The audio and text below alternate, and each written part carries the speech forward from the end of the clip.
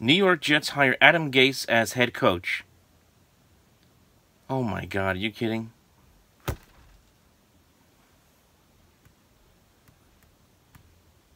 gotta be kidding. That's it!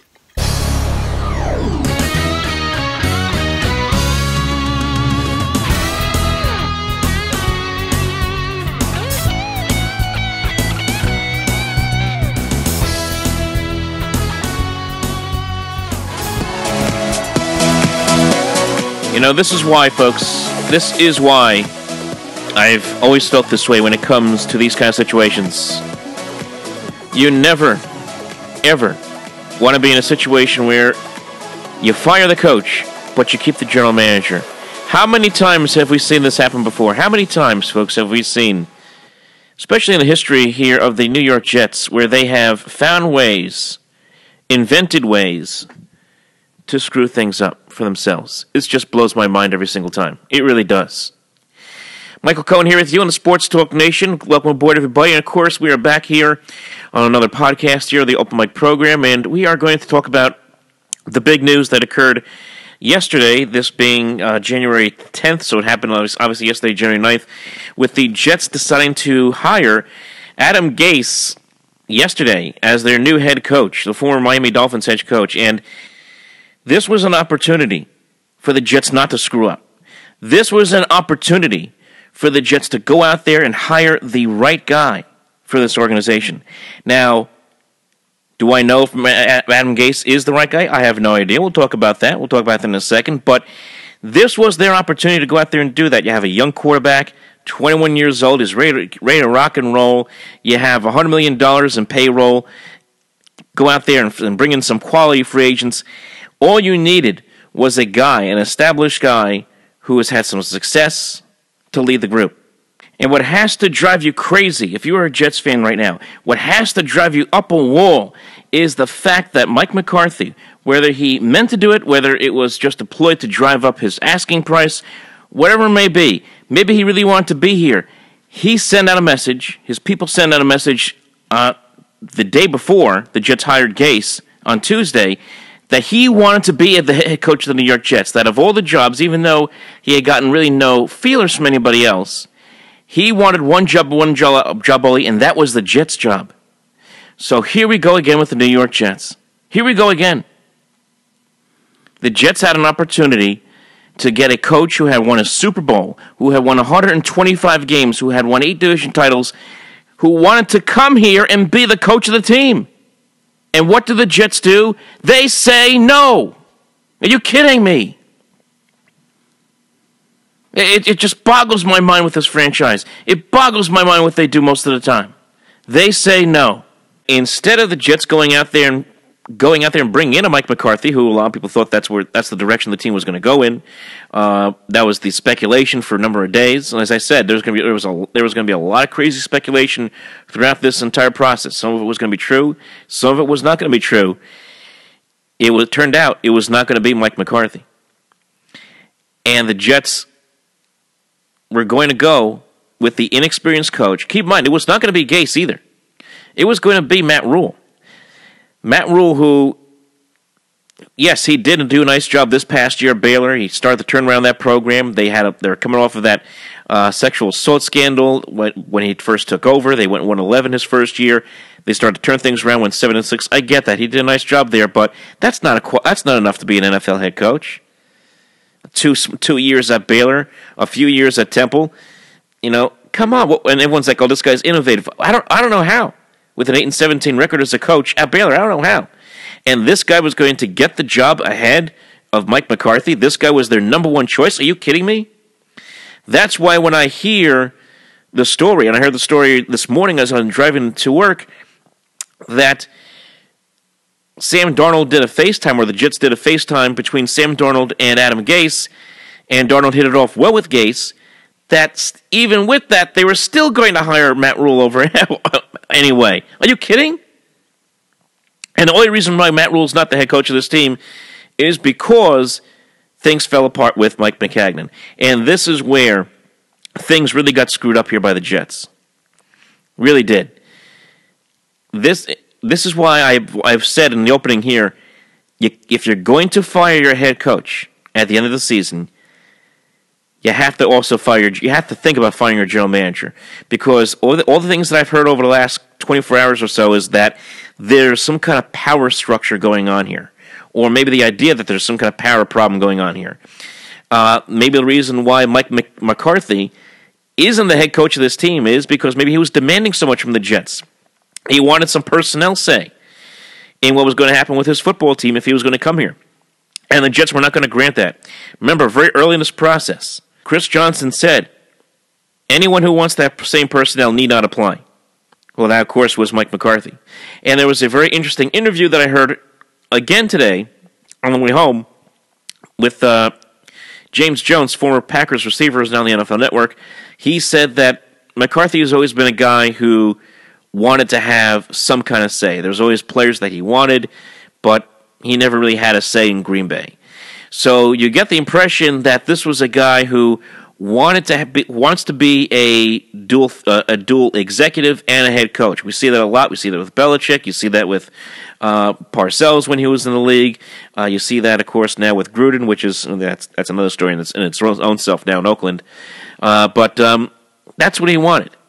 Wasn't going to happen. Not with Mike Maccagnan there. Not with Brian Heimerdinger there running the Jets.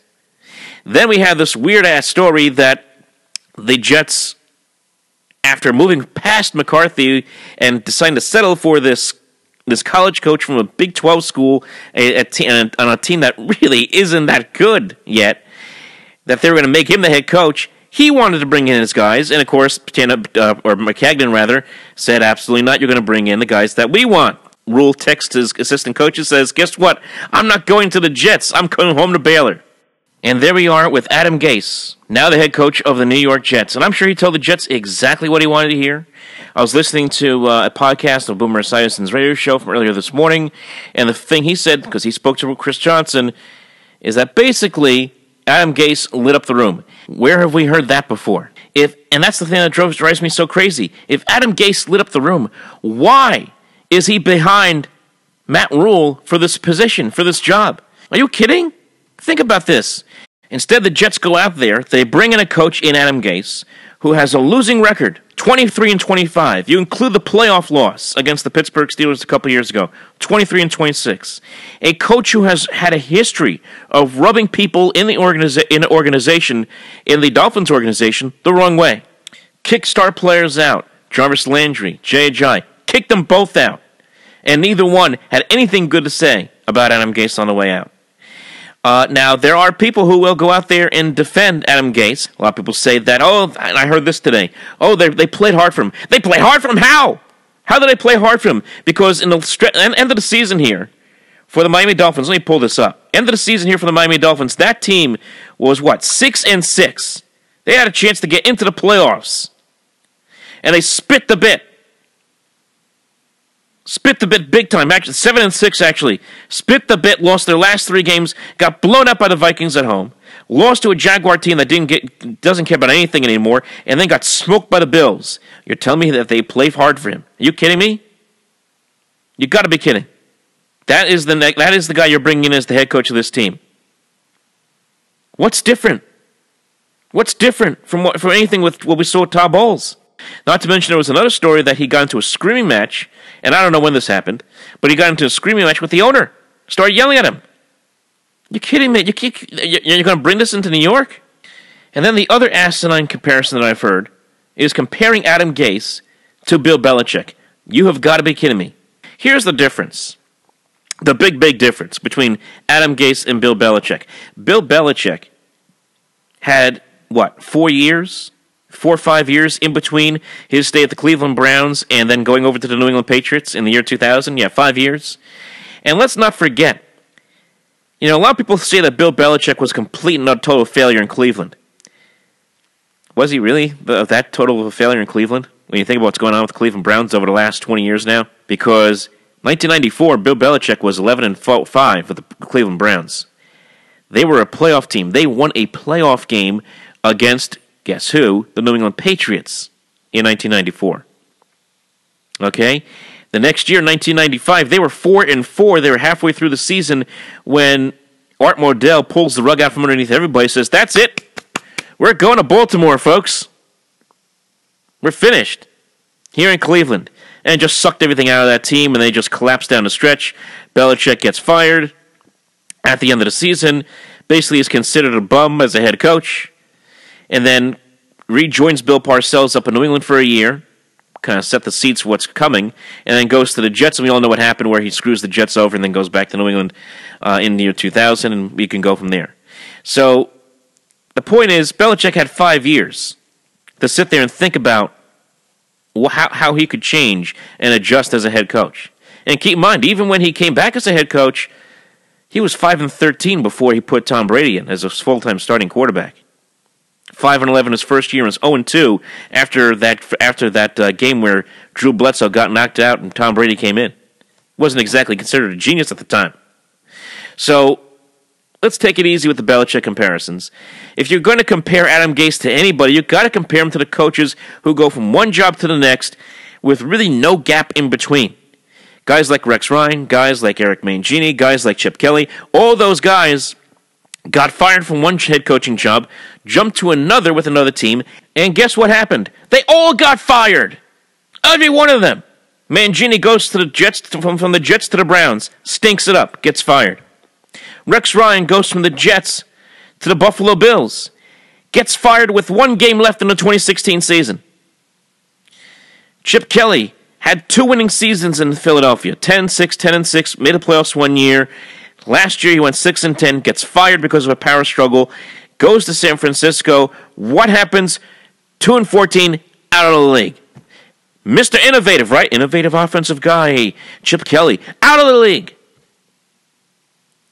So, that's what we're really comparing Adam Gase to. We're not comparing Adam Gase to somebody like Bill Belichick. We're comparing him more to guys like Chip Kelly, more to some of these guys who have been jumping from one job to the next, like your typical retread head coach. That's what we're talking about. But look, I hope that Gase finds a way to figure this out. I hope he turns things around for himself. Because he really has to. Because the fans are not going to let him have a grace period. Certainly the media is not going to let him have a grace period. This is now a win-now scenario here with the New York Jets for Adam Gase. Especially with a young quarterback, 21 years old. The expectation being that with an offensive head coach, that they're going to make this jump. Because why? Well, it's happening all over the league. Look at the Bears. Mitchell Trubisky first year, terrible. They fire the head coach. They bring in Matt Nagy. Boom, playoffs. Same thing with Jared Goff in Los Angeles with the Rams. Terrible with Jeff Fisher. Fire him, bring in Sean McVay. Boom, playoffs. Now back-to-back years. Fair or not, that's what people are going to expect. They're going to expect success right away. Now, the one guy that's going to have a lot of pressure on him, not named Adam Gase, it's going to be Mike Maccagnan. He is firmly on the hot seat because he is the one who's spending the $100 million on the free agents. He is the one, along with Gase, they both work together on this one. They have to work together to convince players to come here. But this is the guy who was not willing to give up power to Mike McCarthy. He was the guy who was not willing to allow Matt Rule, even though he had no business being the head coach here, to pick his own coaches. Wouldn't let that happen. This is now the guy who has brought in Adam Gase, the same guy who signed Trumaine Johnson to a $72 million contract, the same guy who gave you Christian Hackenberg, the same guy who gave you Bryce Petty, the same guy who gave you Devin Smith, the same guy who goes out there year in, year out, and with the exception of the first couple of picks in the draft, has trouble picking players after the 3rd round. Same guy picked this head coach. And this future of this franchise now rests in his hands. I'll give them a couple of years. I think that's what the Jets will do. They'll give them some time here. You know they will. They gave Todd Bowles all the time in the world. They gave Rex Ryan all the time in the world when they were here. Why wouldn't they give all the time in the world to these two? They will.